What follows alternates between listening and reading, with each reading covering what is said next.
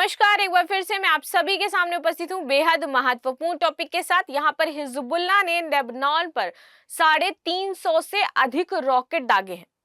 यहाँ पर इसी बीच यूएस में जो ट्रंप है उन्होंने कह दिया है कि हम तीसरे विश्व युद्ध की तरफ अब फाइनली बढ़ चुके हैं।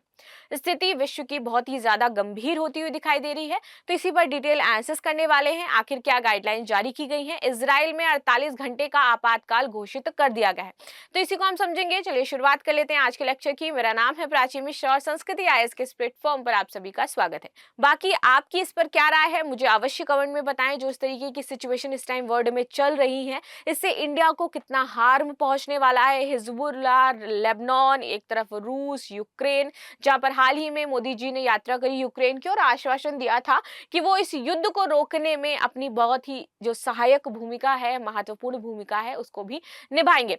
तो आप क्या कहना चाहते हैं इस मुद्दे पर मुझे अवश्य कमेंट में बताएं। चलिए शुरू कर लेते हैं आज का वीडियो और डिटेल में एक एक पॉइंट को डिस्कस करते हुए आगे चलेंगे कि कैसे हम तीसरे विश्व युद्ध की तरफ बढ़ेंगे, क्या मिडिल ईस्ट की इस टाइम सिचुएशन चल रही है और कैसे हम इससे ओवरकम हो सकते हैं।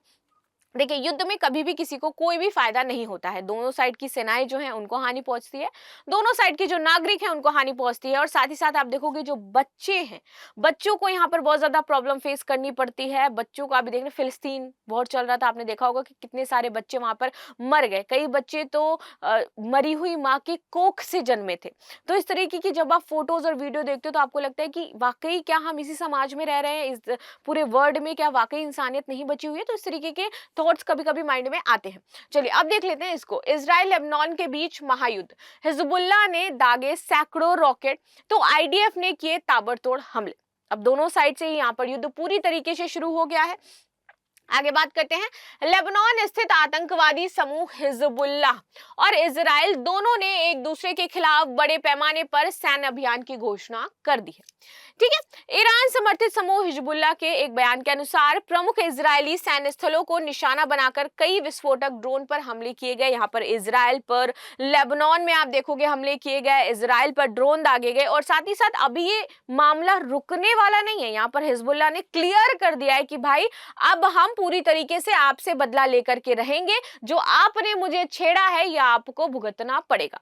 ठीक है, एक तरफ यहाँ पर कहा जा रहा है कि हम आतंकवादी जो संगठन है उसको समाप्त करना चाहते हैं, इजराइल कह रहे हैं। ठीक है, लेकिन ये जो आतंकवादी संगठन है ये अब आम नागरिकों को निशाना बना रहे हैं, ये उल्टा हमारे ही नागरिकों को चोट पहुंचाए। तो ऑफ कोर्स ये आपके नागरिकों को चोट पहुंचाएंगे, बिकॉज क्या है, यहाँ पर सिचुएशन इस तरीके से गंभीर हो चुकी है।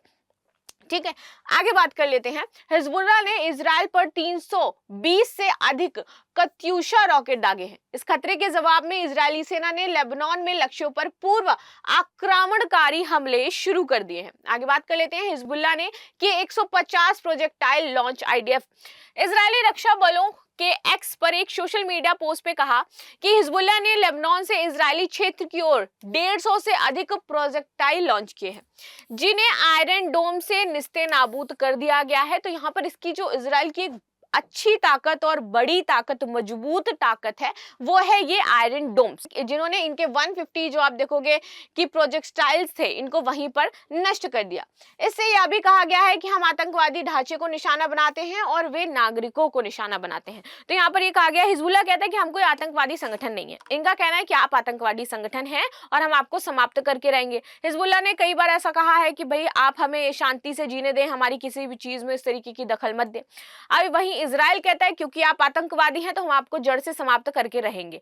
उसके बाद हिजबुल्लाह क्या करता है, आम जो नागरिक हैं उनको यहाँ पर निशाना बनाता है, जो कि बहुत ही एक तरीके के आप देख लीजिए घटिया बात होती है।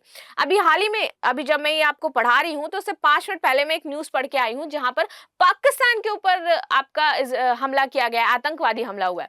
वो पाकिस्तान जो खुद ही आतंकवाद क्रिएट करता है, उसी पाकिस्तान के ऊपर यहाँ पर आप देखो कि अब आतंकवादी हमले शुरू हो गए हैं। यानी कि आपने हमेशा क्या है, सांप को दूध पिलाया, अब सांप आपको डसने के लिए तैयार है। ये मामला पूरा वैसा ही दिखाई दे रहा है। तो पाकिस्तान पर भी आतंकवादी हमले शुरू हो गए हैं, तो अब भारत उसके नजदीक है। अब आपको ये समझना पड़ेगा कि भारत के ऊपर डायरेक्टली खतरा यहाँ पर आपको दिखाई दे रहा है। ये एक चाल भी हो सकती है पाकिस्तान की, किसी के थ्रू वो क्या करने वाला हो, भारत को टैकल करने वाला हो। और एक तरफ यहाँ युद्ध तो शुरू हो ही चुका है और ऑल ओवर द वर्ल्ड में आप देखोगे युद्ध की स्थिति बन गई है।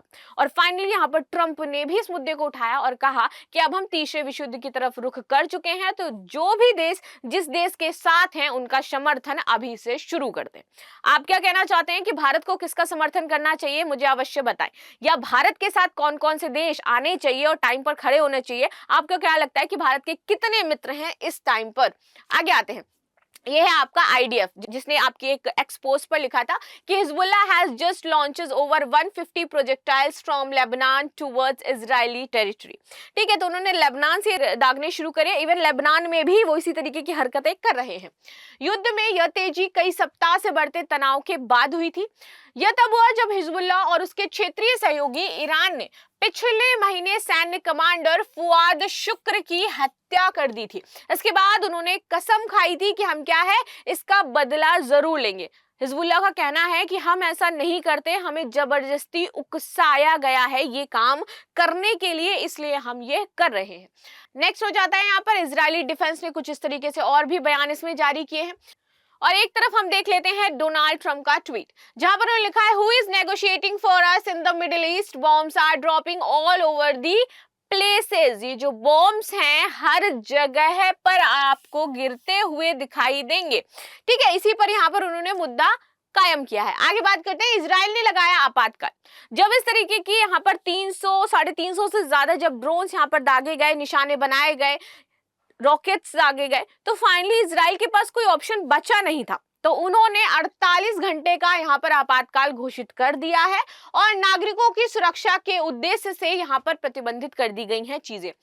रक्षा मंत्री योव गैलेंट हैं, इन्होंने बताया कि हम होम फ्रंट में विशेष स्थिति के रूप में आते हैं, जो आईडीएफ होम फ्रंट कमांड को प्रतिबंध जारी करने में सक्षम बनाता है। आपात स्थितियों में कानूनी शब्द विशेष स्थिति का उपयोग अधिकारियों को नागरिक आबादी पर अधिक अधिकार देने के लिए किया जाता है। कि अब क्या है, इस स्थिति में जो भी अधिकारी हैं, कमांडर्स हैं, उनका अब पावर बढ़ जाती है इस स्थिति में, और वो क्या करते हैं, आम नागरिकों की रक्षा करते हैं। और ये सुरक्षा के प्रयास से किया गया है कि वहां पर सेना को अब पावर दी जा रही है। आईडीएफ के बयान में उनके कार्यों के बारे में विस्तार से बताया गया है। लगभग 100 आईएएफ लड़ाकू विमान ने उत्तरी और मध्य इजराइल की ओर तत्काल फायर करने के लिए हजारों हिजबुल्लाह रॉकेट लॉन्चर बैरल पर हमला किया और उन्हें नष्ट कर दिया। 40 से अधिक हिजबुल्लाह लॉन्च क्षेत्रों पर हमला किया गया। हम अपने नागरिकों और इजराइल राज्य की रक्षा के लिए जो भी आवश्यक होगा वो कर सकेंगे।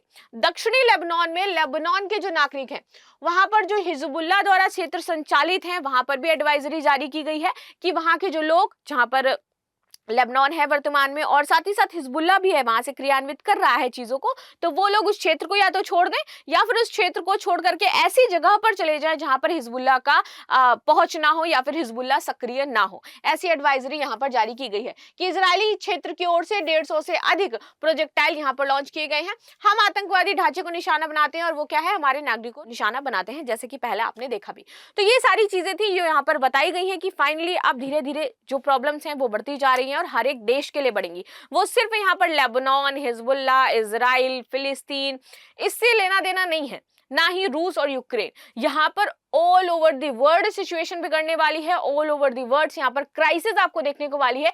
आज की न्यूज है, चाइना में अनएम्प्लॉयमेंट हो रहा है। चाइना जैसी कंट्री आप देखिए जहां पर हर एक चीज हम चाइनीज माल यूज करते हैं, और चाइना में अनएम्प्लॉयमेंट अगर क्रिएट हो रहा है, वहां पर उनकी इकोनॉमी स्लो होती जा रही है, वहां पर यदि उनको फाइनेंशियल क्राइसिस फील करनी पड़ रही है, तो आप समझिए कि भारत किस स्थिति में होगा इस टाइम। और यदि वर्ल्ड वॉर की स्थिति होती है, क्या भारत के पास इतने मजबूत सैनिक क्षमता, हथियार, या फिर आप देखिए कि स्थिति है कि यदि ऐसा हो जाता है कि हमें फॉरेन से कुछ भी मंगाना ना पड़े, तो हमारे पास भंडारण क्षमता खाद्यान्न कितनी ज्यादा है कि हम बहुत टाइम तक सर्वाइव कर पाएंगे। तो ये सोचने वाली स्थिति हम सभी के लिए बन जाती है। तो मिलते हैं नेक्स्ट क्लास में। बाकी आपकी क्या राय है मुझे अवश्य बताइएगा। Thank you so much and like से सब्सक्राइब करना बिल्कुल भी ना भूलें।